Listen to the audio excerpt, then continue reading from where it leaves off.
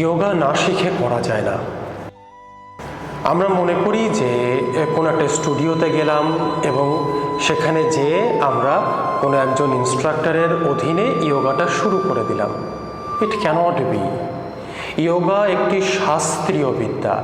এই শাস্ত্র যদি না জানি তাহলে সেটি করে ওঠা অসম্ভব। কোনো একটা জিনিস করব, তা কি করব, কিভাবে করতে হয় সেটি যদি আমরা না জানি তাহলে সেটি করার প্রশ্নটা তো একেবারেই বাতুলতা। ধরুন আপনি ফুটবল খেলবেন, এখন ফুটবলটা যদি আপনি না জানেন কিভাবে খেলতে হয়, কি করতে হয়, তাহলে তো সেটি খেলতে যাওয়ার প্রশ্ন তো ওঠেই না।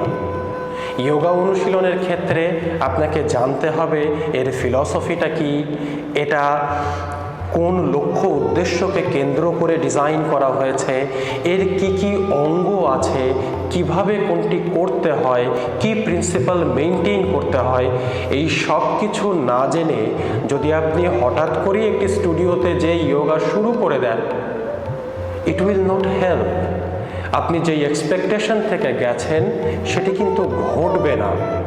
আর যদি একটু যোগাটা শিখে নেন, একটু বুঝে নেন এবং সেই শিক্ষা এবং বুঝ অনুযায়ী যদি যোগাটা অনুশীলন করতে থাকেন, ধীরে ধীরে যোগা থেকে আপনি এমন বেনিফিট পেতে থাকবেন যে আপনার শরীর, আপনার মন, আপনার এনার্জি, আপনার ব্রেথ এবং আপনার স্পিরিচুয়াল ডেভেলপমেন্টও ঘটতে থাকবে বিউটিফুলি।